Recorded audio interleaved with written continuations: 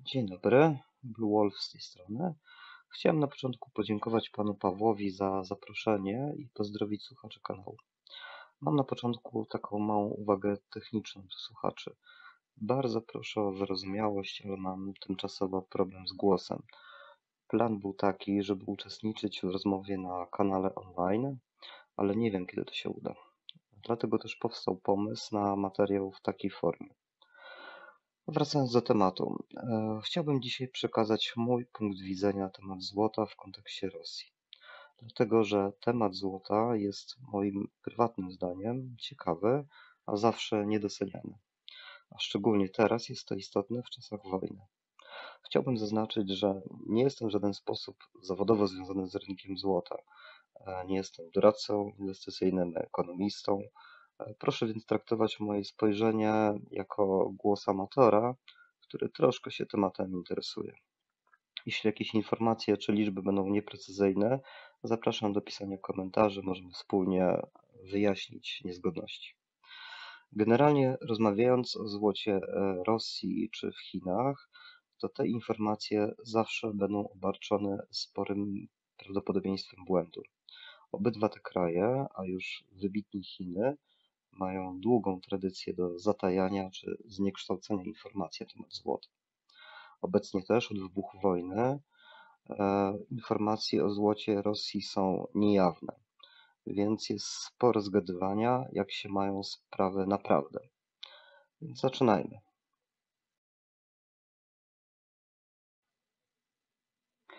Żeby przedstawić obecną sytuację złota, to znaczy jak jest ono postrzegane na rynkach finansowych, musimy się cofnąć do jakiegoś punktu w czasie.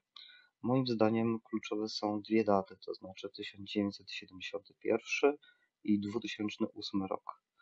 W 1971 prezydent Stanów Richard Nixon zawiesił tymczasowo, czyli na zawsze, wymienialność dolara na złoto. Zawieszenie wymienialności to była faktyczna likwidacja tak zwanego układu z Bretton Woods. Ten układ gwarantował, że dolar amerykański był wymieniany na złoto po stałej, gwarantowanej przez rząd Stanów cenie $35 za jedną uncję trojańską, a wszystkie inne główne waluty świata były ustalone w odniesieniu do dolara. Wymienialność dolarów na złoto była jednak zarezerwowana tylko dla banków centralnych. Posiadanie przez osoby prywatne złota inwestycyjnego, zarówno w Stanach, jak i w krajach bloku komunistycznych, było nielegalne.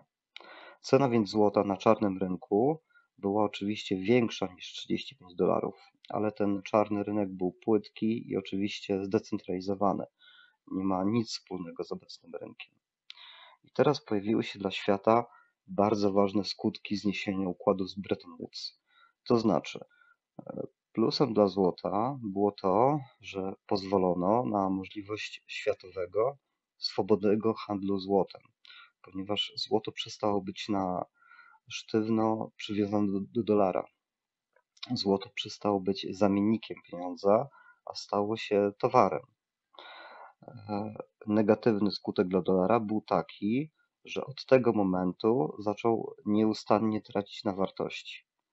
Natomiast dla rządów Stanów Zjednoczonych skutek był bardzo pozytywny, dlatego że od tej chwili mogli tworzyć pieniądze bez jakichkolwiek ograniczeń i złoto nie hamowało ich przy drukowaniu.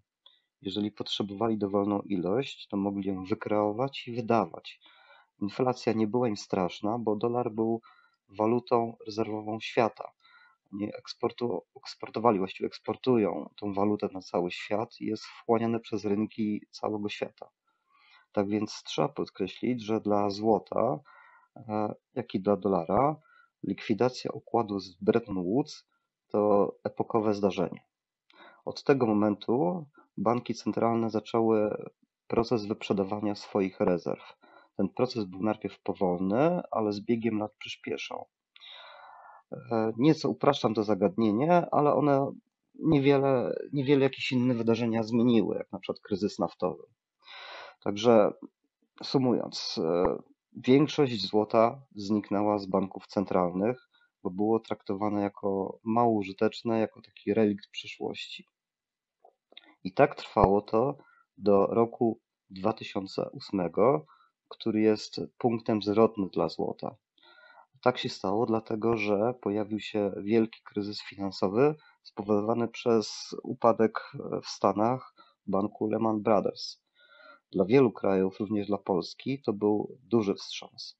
On zmienił gwałtownie postrzeganie obecnych systemów finansowych na całym świecie. Zmieniło to podejście do dywersyfikacji zasobów, a ten proces był szczególnie wyraźny w Rosji i w Chinach. Także podkreślam, to zmieniło podejście do złota. W 2009 roku, zresztą na bazie tego kryzysu finansowego, powstaje też Bitcoin jako tak zwane nowe cyfrowe złoto. Powstaje właściwie cała grupa kryptowalut, które opierały się na sukcesie Bitcoina. Także było to bardzo, bardzo istotne.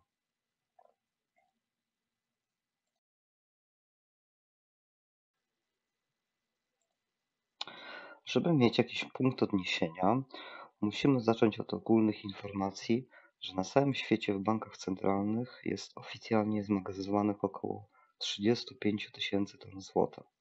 Pamiętajmy jednak, że złoto w bankach centralnych to nie całe złoto świata. Jest ono również w rękach prywatnych jako produkty inwestycyjne, biżuteria, jako część przemysłowa, chociażby w naszych telefonach czy komputerach, czy w mnóstwie innych zastosowań, medycynie, chemia itd. Ocenia się, że od początku ludzkości wydobyto około 200 tysięcy ton tego materiału, a 2/3 z tego wydobyto po 1950 roku. Ale wróćmy do Rosji. Na naszej grafice widzimy, że Rosja jest na 5. miejscu z ilością 2229 ton. Aczkolwiek według źródeł rosyjskich za marzec 2023 przyznałem się do 100 ton więcej. Tak więc możemy tak przyjąć, aczkolwiek oficjalne informacje, zależnie od źródła, podają, że Rosja ma 2000-2300 ton. Ogólnie rosyjskie rezerwy stanowią oficjalnie 1/15 rezerw złota banków centralnych na świecie. Jak widzimy na grafice, rosyjska akumulacja złota w Banku Centralnym Rosji praktycznie wystrzeliła od 2008 roku. Trudno jednoznacznie ocenić, czy było to wynikiem agresji na Gruzję, czy z innych przyczyn. Prawdopodobnie była to przyczyna inna, to znaczy kryzys finansowy w 2008 roku w Stanach. Od tego momentu cały świat zaczął bardziej cenić złoto jako bezpieczną przystań. Natomiast znacznie ciekawsza jest historia z Chinami. Oficjalnie Chiny mają 6. rezerwy świata z ilością około 2000 ton, natomiast praktycznie wszyscy analitycy rynku uważają, że to ledwie ułamek tego, co Chiny mają naprawdę. Niektóre źródła oceniają chińskie rezerwy na kilkakrotnie przekraczające rezerwy amerykańskie. Są nawet podejrzenia, że Chińczycy w banku centralnym mogą mieć nawet 38 tysięcy ton. Ile faktycznie jest? Poza Chińczykami nikt nie ma pojęcia. Dlaczego Chiny nie chcą podawać rzeczywistej kwoty? Ponieważ nastąpiłoby to niepożądany wzrost kursu juana, jak i kurs złota. Rządowe chińskie rezerwy walutowe w dolarach zostałyby zdewaluowane. Przede wszystkim jednak zadeklarowanie tak dużej ilości złota rzuciłoby bezpośrednie wyzwanie dla amerykańskiej supremacji, a na to jeszcze za wcześnie. Ponadto, skoro Chiny są producentem złota, jak i Rosja, to łatwo im akumulować ten metal. Ale na jakiej podstawie możemy podejrzewać, że chińskie dane są zaniżone? Więc po pierwsze, od 2008 roku do dziś oficjalnie Chiny wydobyły 6800 ton złota. Od roku 2007 są największym producentem złota na świecie. Najważniejsze jest jednak to, że eksport krajowej produkcji górniczej złota jest zakazany. Po drugie, chińskie firmy wydobywcze kupują również aktywa za granicą, w Afryce, w Ameryce Południowej oraz w Azji. Chińskie podmioty, w szczególności te w Afryce, wydobywają sporo. Ocenia się, że przez 20 lat chińskie firmy zdobyły na tych rynkach kolejne 6800 ton. Produkcja zagraniczna nie musi być jednak transportowana do Chin, może być wykorzystywana na innych rynkach zagranicznych, na przykład w Londynie, w Szwajcarii lub w Dubaju. Po trzecie, złoto do Chin jest importowane w oszałamiających ilościach, głównie przez szanghajską giełdę złota. Tylko od 2008 roku z tej giełdy wycofano depozyty na 22 tysiące ton złota. I jest podejrzenie, że dużą część tej ilości odbiorcą były Chiny. Ponadto oprócz wymienionej giełdy, chińskie podmioty prawne, jubilerskie, banki itd. kupują złoto z innych, najróżniejszych źródeł światowych. Po czwarte i ostatnie, Chiny jako cywilizacja, mająca 6000 lat, od zawsze kultywowała pociąg do metali szlachetnych, do złota i do srebra. W rękach prywatnych jest tego sporo. Światowa Rada Złota w 2000 roku, czyli już dosyć dawno, oceniała, że złoto w posiadaniu obywateli chińskich to 2,5 tysiąca ton, a do dzisiejszego okresu ta ilość na pewno wzrosła. Tyle, że nikt nie prowadził statystyk. Ewentualny narzucony spis przez partię w posiadaniu prywatnym, no zdecydowanie wśród Chińczyków nie byłby dobrze odebrany. Sumując więc mamy kilka scenariuszy, ile Chiny mają tego złota naprawdę. Więc oficjalnie te 2000 ton. Ocenia się, że realnie, minimalnie to jest 2 razy więcej. Realnie tak naprawdę to jest mowa raczej od 10 tysięcy ton wzwyż. Branżowi specjaliści na temat złota dywagują w przedziałach tam 15 do 28 tysięcy, ale czasami padają ilości fantastyczne, nawet 38 tysięcy ton. Także naprawdę po tym Państwo widzą, że dywagacja na temat ile Chiny mają naprawdę, no to jest mega zagadnienie.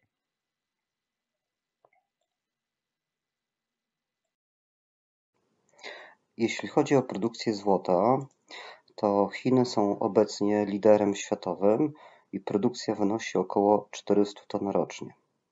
Zaś produkcja Rosji to 300-350 ton i daje to drugie, trzecie miejsce na świecie. Weźmy poprawkę, że te rozbieżności wynikają z tego, która instytucja to liczy. Ponadto w przypadku obydwu krajów nigdy nie możemy być pewni, że te liczby są w 100% prawdziwe. Natomiast chciałbym, żebyśmy bardziej skupili się na danych historycznych na temat wydobycia złota. Zacznijmy od Chin. Niestety nie znalazłem danych sprzed 1950 roku, ale można zakładać, że były one niewielkie. Jak widać lata 50., 60. to niewielka produkcja, bo Chiny były zwyczajnie krajem biednym i zacofanym. Dopiero goniły w rozwoju Zachód. Trzeba jednak przyznać, że z każdą dekadą Chiny powoli i systematycznie zwiększały swoje wydobycie. I tak w 2007 roku Chiny stały się światowym liderem w wydobyciu, wyprzedzając Republikę Południowej Afryki. W czasach zaś współczesnych widzimy, że wydobycie jest na poziomie około 400 ton. Spójrzmy teraz na produkcję złota w Rosji. Tutaj udało mi się zdobyć dane od 1901 roku. I patrząc na te dane, nie ma opcji, żeby nie uwzględnić poziomu wydobycia w kontekście wydarzeń z historii. Więc już w czasach carskich produkcja była na poziomie 28-53 ton, a to zważywszy na tamte czasy było świetnym wynikiem. Ale nastąpiła I wojna światowa, potem Czerwona rewolucja i widzimy mega spadek produkcji z 53 ton w 1913 roku do 10 ton w 1923. Widać po tym, jak kraj był zniszczony przez te wydarzenia.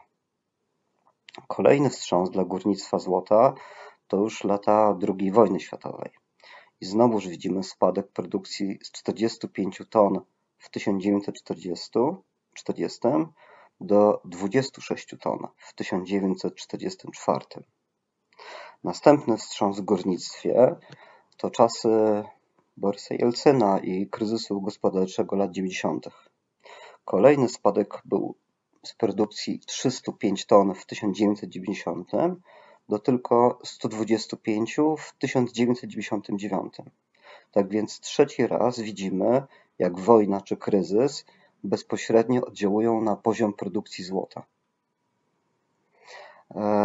Następnie w tabeli widać, że od lat 2000 sytuacja zaczęła się poprawiać do dnia dzisiejszego.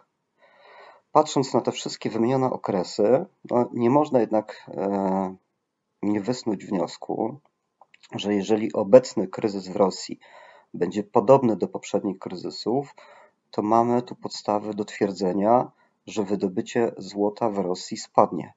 I to moim zdaniem w scenariuszu optymistycznym co najmniej o połowę.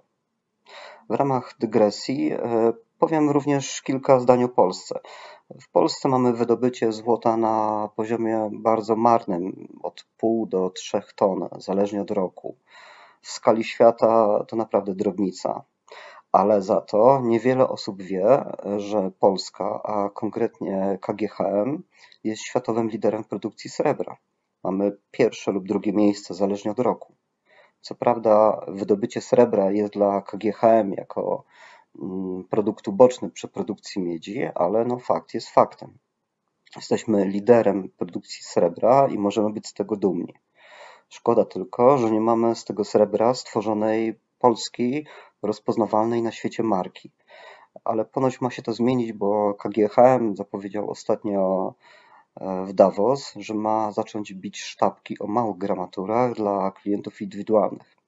Zobaczymy. Ja czekam z niecierpliwością. Myślę, że wielu innych amatorów srebra również.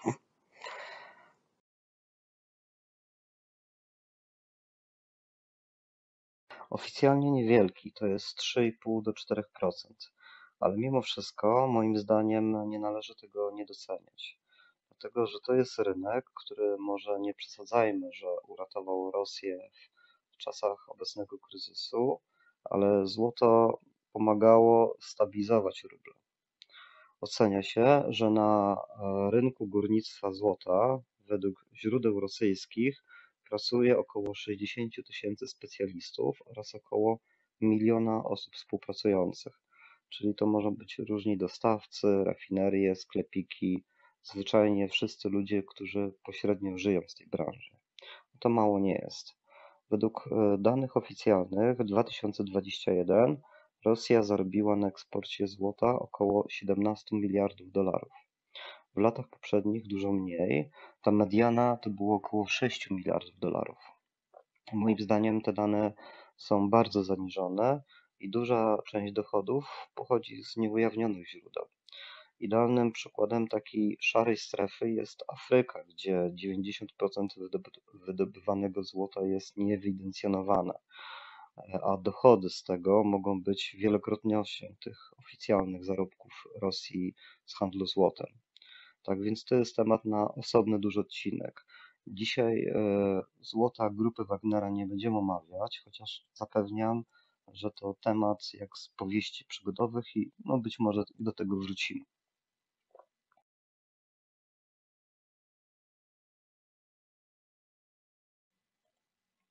Generalnie upraszczając temat, żeby nie komplikować przekazu, działa to tak, że rosyjskie firmy wydobywające złoto w Rosji sprzedają je do swoich banków komercyjnych.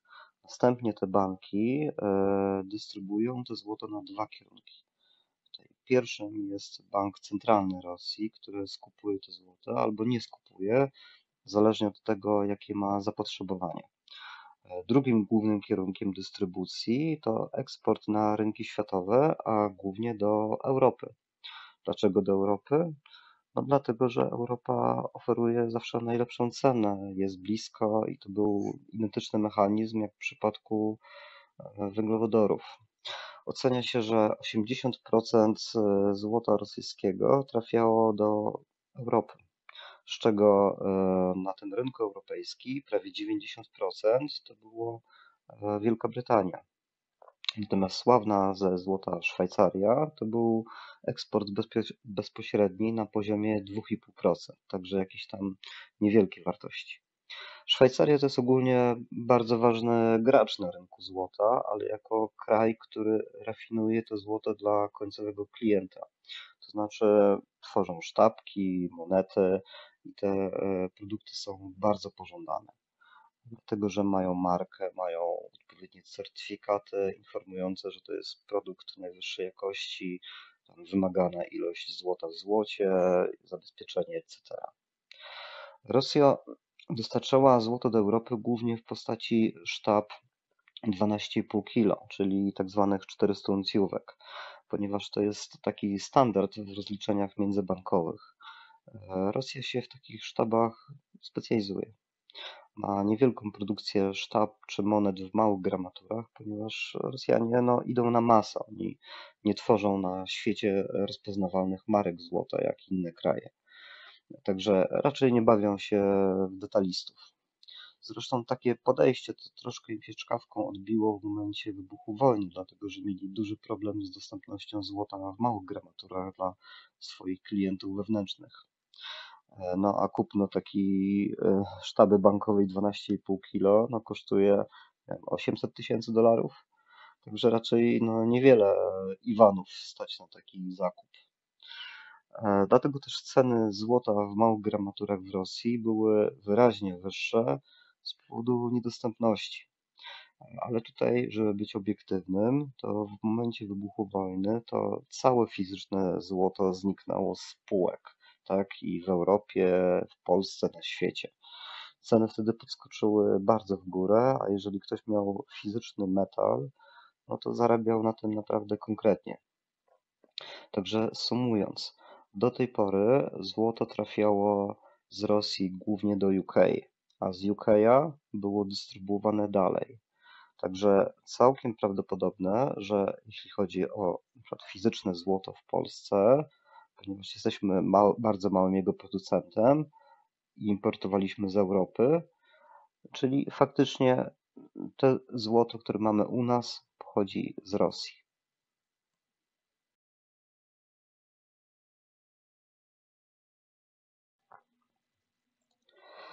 Zacznijmy może od ilości sprzedawanego złota. Przed wojną popyt na złoto w Rosji był niewielki i wynosił oficjalnie od 3 do 5 ton. Natomiast po wybuchu wojny sprzedaż złota według źródeł rosyjskich w całym 2022 roku to było już 75 ton, czyli co najmniej 15-krotny wzrost.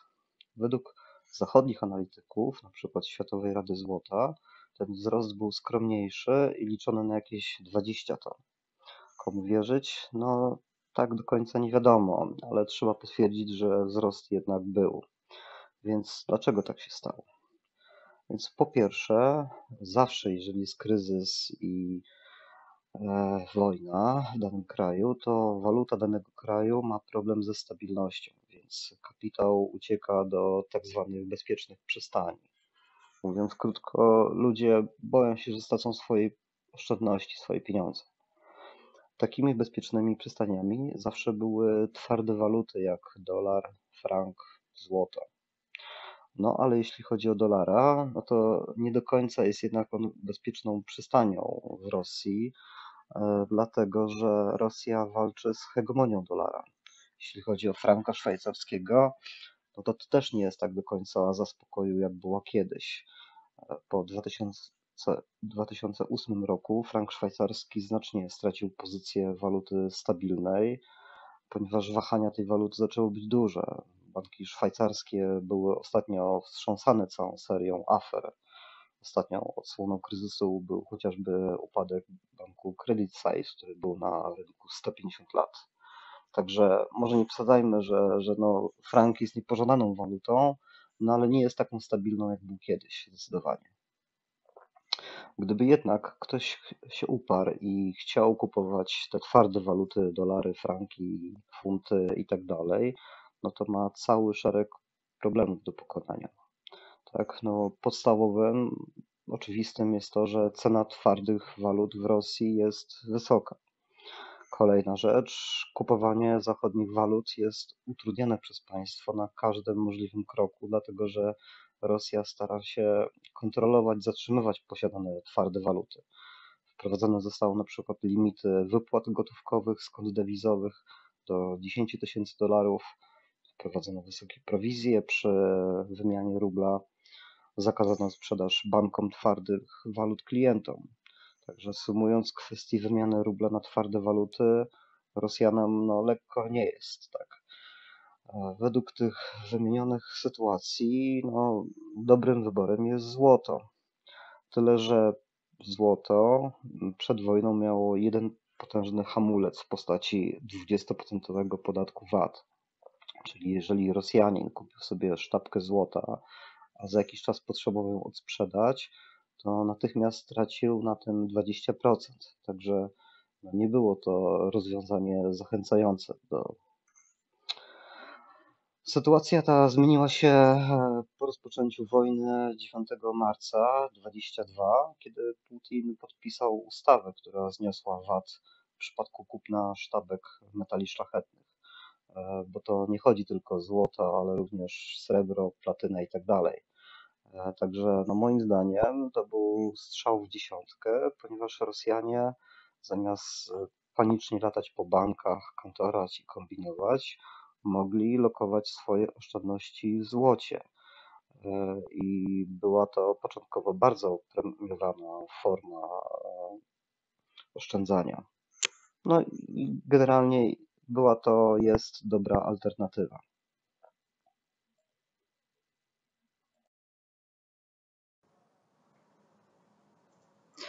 Jak powiedziałem w poprzednim temacie, dla państwa rosyjskiego złoto było idealnym narzędziem do stabilizacji paniki obywateli w stosunku do posiadanych przez nich oszczędności.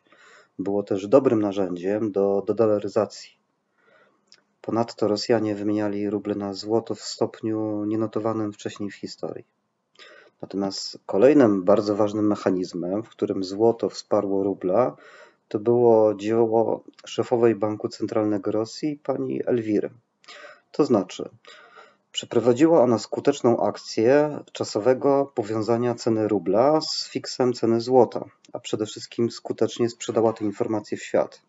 Wyglądało to tak, że z początkiem kwietnia 2022 rosyjski bank centralny wznowił skup złota od swoich banków komercyjnych i zrobił to po ustalonej cenie 5000 rubli za gram. Ta cena miała być utrzymana do 30 czerwca 2022. W momencie, gdy to obwieszczono, $1 kosztował około 100 rubli. Dla złota było to odpowiednio $62 za gram, co w przeliczeniu powodowało silny arbitraż na korzyść rosyjskiej waluty. Jednocześnie Rosja zmusiła Europę do płacenia za ropę i gaz w rublach. Mówiąc prosto, to tak jakby Europa kupowała ropę i gaz bezpośrednio za złoto. Powodowało to wzrost realny siły rosyjskiej waluty. To powiązanie rubla ze złotem zakończono 8 kwietnia 2022. W tym czasie rubel został już ustabilizowany. Następnie przez kolejne miesiące się wzmacniał, aż do czasu sprzed wybuchu wojny. Był to wówczas jeden z wielu elementów interwencji przeprowadzonej przez Bank Centralny Rosji. W rezultacie pozwoliło to częściowo zamortyzować szok gospodarczy wywołany wojną i sankcjami, a pani Elwira jesienią 2022 za ten mechanizm została objęta sankcjami międzynarodowymi. Trzeba tutaj jednak dodać kilka istotnych informacji. Po pierwsze, skup złota po tak zawyżonych cenach trwał kilkanaście dni, a teoretycznie miał trwać kilka miesięcy. To jednak wystarczyło, żeby rosyjska propaganda wysłała w świat informację, że Rosjanie przywiązali na stałe ruble do złota. To stabilizowało kurs. Kolejnym plusem dla Rosji było to, że ich bank centralny skupił od swoich banków komercyjnych złoto, z którymi te banki nie miały co robić. Te banki wcześniej skupywały złoto od producentów, a obecnie z powodu sankcji nie mogły ich sprzedać z zyskiem. Tak więc bank centralny upiekł pieczeń dobrego PR-u, z połączenia rubla ze złotem oraz ratowanie swoich banków od niewypłacalności. A kolejnym PR-owym zagraniem to było ogłoszenie w świat informacji, że Rosja chce połączyć swoje złoto z krypto. To też rozbudziło wyobraźnię i apetyty amatorów krypto i zachęciło do posiadania rubla. Ale przede wszystkim to celem było zwiększenie zaufania do rosyjskiej waluty jako emitenta. Także sumując, złoto odebrało w obronie rubla głównie rolę propagandową, ale jednocześnie bardzo skuteczną. Poprzez wywołaną wojnę zwiększyło też realnie ceny złota i popyt na to dobro. A że ma spore rezerwy tego kursu, to w każdym przypadku i tak na tym skorzystało.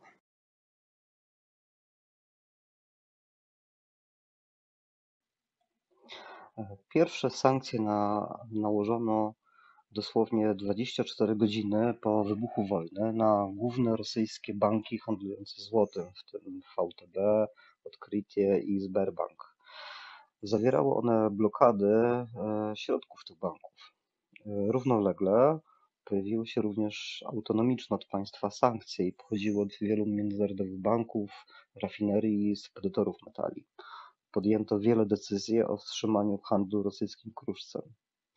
Kolejny zakaz był kilka dni później, to znaczy 28 lutego 2022 i objął zakaz lotów dla samolotów z Federacji do Unii. Tak się składa, że złoto było dostarczane głównie drogą lotniczą. Kolejna sankcja to jest zawieszenie na początku marca 2022 akredytacji LBMA dla 6 największych rosyjskich firm produkujących złoto i srebro. I tutaj słowem rozwinięcia LBMA to jest takie stowarzyszenie handlu kruszcami, nazwane również Londyńską Giełdą Złota. To jest organizacja, która przydziela certyfikaty jakości dużym i sprawdzonym producentom. To znaczy ci z certyfikatem LBMA muszą produkować co najmniej 10 ton złota lub 50 ton srebra rocznie, według ściśle wyznaczonych standardów. Czyli utrata LBMA oznacza, że rosyjscy dostawcy stracili wiarygodność jako dostawcy towaru. Bez tego certyfikatu trudno sprzedać produkt w dobrej cenie i u dobrego kupca. A przy tak drogich towarach, jak jest złoto, to jest bardzo istotne. Utrata LBMA wynikła bezpośrednio z tego, że po agresji na Ukrainę podziękowało Rosjanom za współpracę kilka firm audytujących z ramienia LBMA. Tak więc po tym 7 marca został wstrzymany eksport metali szlachetnych z Rosji do Wielkiej Brytanii, a to UK był głównym odbiorcą złota Rosji. Natomiast rosyjskie sztaby, które były dostarczone do UK przed tym 7 marca, pozostawały teoretycznie legalnymi. I tutaj ciekawostka. LBMA podjęła w Europie próbę inwentaryzacji rosyjskich sztab we wszystkich możliwych magazynach, bankach, giełdach. Chodziło o to, żeby po takiej inwentaryzacji można było łatwo śledzić sztaby, które trafiały tam nielegalnie, czyli już po okresie nałożenia sankcji. Ta próba skończyła się generalnie odmową udzielenia informacji przez większość dużych instytucji i banków. Niektóre zaś były bardzo okej, dlatego że nie dość, że zinwentaryzowały rosyjskie złoto, to natychmiast zabroniły przetrzymywania ich w swoich magazynach, nawet jeżeli były okresu sprzed wybuchu wojny. Kolejne sankcje na złoto pojawiły się już w marcu 2022 poprzez systematyczne odcinanie rosyjskich banków od systemu przelewów SWIFT. A to spowodowało, że banki przestały mieć możliwość przelewów i tym samym handlowania tym złotem, co było po prostu istotne. Kolejny cios to już był cios totalny, to znaczy ogłoszony na spotkaniu grupy G7 w czerwcu 2022 i wtedy UK, Kanada, USA i Japonia zakazały handlem złotem oraz przewozu rosyjskiego złota. Europa podłączyła się do tego zakazu miesiąc później, to znaczy w lipcu. Ostatnią ważną sankcją, a właściwie kontrsankcją, ogłosiły Stany w grudniu 22. Przewiduje on kary dla obcokrajowców, jak i oczywiście Amerykanów, którzy biorą udział w transakcjach złotem, w której Rosja albo jej przedstawiciele występują jako kontrahenci. Wykonywalność tych przepisów ma dotyczyć obcokrajowców, którzy posiadają aktywa lub interesy w Stanach, żeby można było je zająć.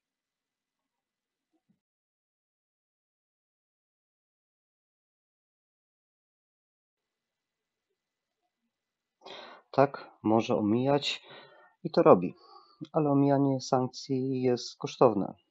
Daje to Rosji jako państwu, jak i poszczególnym producentom zysk bezpośredni mniejszy od 5 do 15%. Pośrednie koszty natomiast mogą być tak duże, że w niektórych przypadkach do biznesu będą musieli dopłacać. Zauważmy tutaj jeszcze jeden aspekt, że złoto jest towarem bardzo drogim. Przy cenie jednej uncji za $2000 10% rabatu to jest $200. To jest sporo w Rosji. To wielkość minimalnego wynagrodzenia za miesiąc pracy. Mówimy o tonach złota, które Rosjanie muszą sprzedawać z rabatem. Rozmawiając o omijaniu sankcji, trzeba na to spojrzeć na wielu poziomach. Po pierwsze, największy problem mają sami producenci złota, ponieważ wcześniej ci producenci mieli zapewniony odkup wydobytego złota przez swoje komercyjne banki. Teraz banki nie chcą kupować po cenie rynkowej od producentów, bo nie mają gdzie tego złota z zyskiem sprzedać. Bank Centralny Rosji nie jest ratunkiem, dlatego że od 2 lat niemal nie skupywał złota z małymi przerwami. Więc producenci złota od wybuchu wojny mają towar, ale nie mają co z nim zrobić. Żeby towar odsprzedać, to muszą wybrać jedną z opcji. Albo odsprzedają swoim bankom komercyjnym, ale z dużym upustem około 15%, albo są zachęcani przez państwo, żeby sami znaleźć kupców za granicą. Tyle, że to nie jest takie proste. Są firmy mniejsze i większe. Większość firm rosyjskich wydobywczych to są malutkie firmy. Dużych jest około 30%. Także małe firmy nawet nie mają co kombinować, nie mają potencjału, żeby dyktować kupującemu warunki. Natomiast większe firmy mogą sobie na to pozwolić, ale i tak będą musieli odsprzedać złoto z dyskontem 5-10%. Każdy potencjalny kupiec wie, że rosyjskie złoto na świecie nie jest mile widziane. To transakcja podwyższonego ryzyka, bo można trafić na listę firm objętych kontrsankcjami od USA czy innych krajów. Dlatego też tylko odpowiedni rabat może przekonać kupującego. Ponadto bardzo ważna jest kwestia transportu i rozliczeń. Większa firma, żeby zapewnić dostawę klienta 15-16 ton, co jest odpowiednikiem $1 miliarda, musi zorganizować samoloty, które dostarczają drogą lotniczą to złoto. A złoto raczej transportuje się tym sposobem ze względu na bezpieczeństwo i wygodę. Do transportu 15 ton złota trzeba wynająć albo dużą maszynę, albo zrobić mnóstwo kursów mniejszą jednostką i obrócić wiele razy. I tutaj trzeba pamiętać o kolejnej sprawie, że samoloty rosyjskie nie polatają w Europie, bo mają zakaz. A ponadto ogólnie przemysł rosyjski lotniczy jest w głębokim kryzysie. Jeśli firma znajdzie klienta z sąsiedniego kraju i ma do sprzedania te 15 ton, może pójść inną drogą i po taniości zorganizować sobie konwój ciężarówek, ochronę, tam zapasowe auta, żeby nie utknąć na jakiejś górskiej przełęczy w trakcie awarii. Także wszystko jest do zrobienia, ale powoduje to sporo logistycznych problemów. Kolejna kwestia to jest kwestia rozliczeń. Przy gotówce za sprzedaż 15 ton i $1 miliardzie to wychodzi 12 palet ze $100. To jest bardzo dużo walizek. Nawet jeżeli by zebrać fizycznie tyle banknotów, to jest to problem, tak, z przewiezieniem. A już nie mówiąc o tym, że kupiec no, miałby problem, żeby zebrać taką kwotę w gotówce. Kolejna sprawa to są elektroniczne przelewy za złoto. One też się skomplikowały. Pamiętajmy, że światowy system SWIFT jest od Rosji odcięty, więc tak naprawdę Rosji zostaje głównie chiński odpowiednik SWIFT-u, czyli ten CIPS, China International Payment System. Myślę, że przelewy do tego systemu będą przez Zachód coraz bardziej monitorowane, żeby z biegiem czasu uszczelniać sankcje. A przede wszystkim Chiny mają teraz możliwość trzymać Rosję za gardło, dlatego że mogą mi bardzo szczegółowo monitorować takie transakcje i odcinać od systemu w razie potrzeby. Tak więc widać, że i transport, jak i płatność, no to jest logistyczne wyzwanie. Kolejny poziom to jest poziom państwa. Jeśli Rosja chciałaby sprzedawać to swoje złoto do państw ościennych, na przykład Chin, Turcji, Kazachstanu, to myślę, że bez problemu to zrobi, no ale te państwa również liczą na rabat. Są producentami, więc nie zależy im aż tak mocno. Także ten rabat myślę, że tak czy inaczej wynosi 5 do 10%. Kolejny poziom to są rosyjskie mafie, służby specjalne czy grupy paramilitarne, tak jak Wagner. Tak? Jeżeli Rosja chciałaby sprzedawać swoje złoto w Europie, to może do tego wykorzystywać szlaki tych grup, co jest prawdopodobne, bo skoro można szmuglować narkotyki, ludzi, broń czy inną kontrabandę, to jakoś nie widzę przeszkód, żeby szmuglować złoto. Natomiast skala przerzutu złota na pewno nie będzie taka spektakularna jak do Azji, no dlatego, że no, nie będzie to aż taki zysk. Myślę, że narkotyki są o wiele większym zyskiem ze szmuglowania niż złoto. Więc opłacalność dla państwa będzie raczej mała. Kolejnym, ale takim bardzo ciekawym przypadkiem omijania sankcji to jest Szwajcaria. Szwajcaria to jest bardzo kreatywne państwo, jeśli chodzi o pieniądze, co udowadnia chociażby ostatni upadek banku Credit Suisse. Poprzedzony on był wielokrotnymi skandalami z udziałem tego banku poprzez dekady, tak? Szwajcaria w marcu, kwietniu 2022 całkowicie wstrzymała dostawy złota z Rosji, ale już od maja do końca roku szwajcarskie służby celne raportowały import rosyjskiego złota. I to mimo zakazu Unii oraz tego, że Szwajcarzy przystąpili do sankcji nałożonych na złoto przez grupę G7. W 2022 sprowadzili z Rosji 28,5 tony złota. Dla porównania Chiny kupiły od Rosji ponoć tylko 6,7 tony, co donosili chińscy celnicy. Oczywiście to jest zapewne tylko ułamek realnej ilości sprzedaży Rosja-Chiny, no ale tak wyglądają oficjalne chińskie dane. W ramach kolejnej ciekawostki w 2022 Szwajcaria odnotowała sześciokrotny wzrost importu złota ze Zjednoczonych Emiratów Arabskich, czyli 36 ton. A ASEA to słynie z handlu złotem, dlatego że tam biżuterią handluje się na kilogramy, doliczając tylko odpowiedni procent za sposób wykonania wyrobu. Słynie też z prania brudnych pieniędzy i że nie przystąpiła do sankcji na Rosji. W 2022 ZEA zwiększyła obroty handlowe z Rosją o 68%, które za 2022 wynoszą 9 miliardów dolarów. Także Emiraty są miejscem, gdzie uciekają rosyjscy oligarchowie i gdzie ukrywają swoje odrzutowce i superjachty. Tak więc jest bardzo prawdopodobne, że ten wzrost importu złota z ZEA do Szwajcarii to jest faktyczny eksport złota rosyjskiego albo z Rosji, albo tego ukradzionego z Afryki przez grupę Wagnera.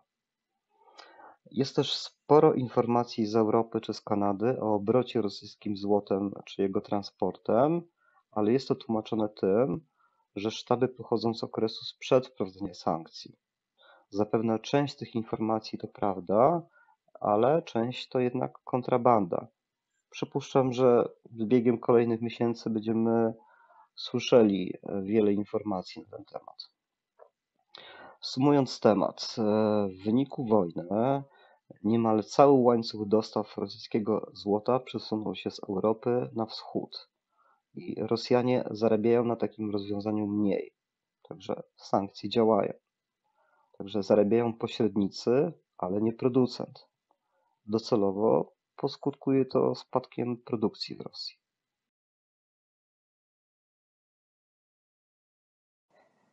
Od czasu wspomnianego w filmie kryzysu w roku 2008 świat przypomniał sobie o wartości złota. O tym również, że złoto od czasów Babilonii czy Egiptu było pieniądzem. Dolary, funty, ruble czy złotówki kiedyś upadną jak tysiące innych walut w przeszłości. Natomiast złoto pozostanie pieniądzem. Zwyczajnie przechowuje wartość w czasie. Szczególnie w czasie wojny powinniśmy pomyśleć o złocie, bo jest ono walutą uniwersalną. Złotą monetę możemy zabrać do dowolnego państwa świata i wymienić ją na coś cennego, nawet w Afganistanie czy jakimkolwiek upadłym państwie na końcu świata. Złote obrączki czy pierścionki ratowały skóry naszym dziadkom podczas II wojny światowej, czy potrafiły pomóc przeżyć w ogarniętej wojną Jugosławii w latach 90. Ukraińcy w czasie wojny, którzy uciekają z hrywnami, tracili duży procent na niesprawiedliwych przewalutowaniach, kontury tej waluty nie chciały, ich waluta osłabła, jak i rubel. Rubel ma podobny problem, niską wartość przez wojnę. Złoto nie ma tego problemu. Owszem, ma wahania, ale jego wartość nigdy nie będzie dążyła do zera. Złoto ma wiele zastosowań, a ilość na rynku jest niewielka. Ma też ogromną gęstość kapitału. 1 uncja, czyli 31,1 grama, to obecnie $2000, co w portfelu spokojnie można zmieścić, a może w obcym kraju zapewnić długie tygodnie przetrwania. Także moim zdaniem warto takie dobro posiadać, przynajmniej na czarną godzinę. Natomiast jeśli chodzi o moje prognozy cen złota w kontekście wojny w Rosji, to myślę, że cena złota będzie wzrastać. Może nie skokowo, ale systematycznie i nieprędko się to zmieni. Nawet jeśli całe rezerwy Rosji 2000 ton byłyby upłynnione. Ta ilość nie wstrząśnie rynkiem. Moja opinia jest poparta na kilku założeniach. Po pierwsze, od 2008 roku cały rynek docenił złoto. Zarówno banki, jak i osoby prywatne. I rynek ciągle to złoto akumuluje. Przede wszystkim złoto kupują banki centralne. W 2020 skup przez te banki centralne był rekordowo i dwukrotnie większy niż rok wcześniej. 1000 ton? Uważam, że dopóki będzie trwała wojna, taki run na złoto będzie trwał. A nawet jeśli ta wojna się skończy, w oddali mamy kolejny konflikt Stany, Chiny, więc na spokój nie zapowiada się przez kolejne długie lata. Po drugie, dla sektora bankowego bardzo ważne jest wdrożenie układu Bazela III, która zmieni podejście do złota nie jako surowca, ale jak do waluty obcej. Będzie to powodowało ciągłą presję na banki na zwiększanie rezerw w tym kruszcu jako waluty uniwersalnej. Po trzecie, inwestorzy indywidualni od 2008 roku zainteresowali się kruszcem i ciągle zwiększają swoje zakupy. Część inwestuje w złoto, ale część w tym kruszcu oszczędza. Także nawet nieważne jaka będzie kwota, systematycznie kupuje. A przecena złota czy srebra jest dla takich osób tylko okazją inwestycyjną do zakupów. Moim zdaniem bardzo ważnym aspektem jest również akumulacja złota przez Chiny. Moim zdaniem Chiny kombinują, żeby narzucić swój system monetarny światu i złoto będzie podporą tego systemu. Może w nie najbliższej przyszłości, ale kiedyś, owszem. Było już tak w przeszłości, chociażby z Imperium Wielkiej Brytanii czy Stanami, a historia lubi się powtarzać. Także skoro Chińczycy kupują złoto, no myślę, że nie robią tego bez powodu. Na koniec chciałem podziękować za uwagę tym, którzy dotrwali do końca. Jeszcze raz Przepraszam za mój głos, za przejęzyczenia lub ewentualne błędy merytoryczne. Tak jak mówiłem, jestem amatorem. W sumie to bardziej mnie kręci srebro niż złoto, ale tak wyszło, że nie było innego ochotnika, żeby rozwinąć temat złota Rosji. Mam nadzieję, że jakieś fajne, nieznane informacje Państwu przekazałem. Pozdrawiam serdecznie.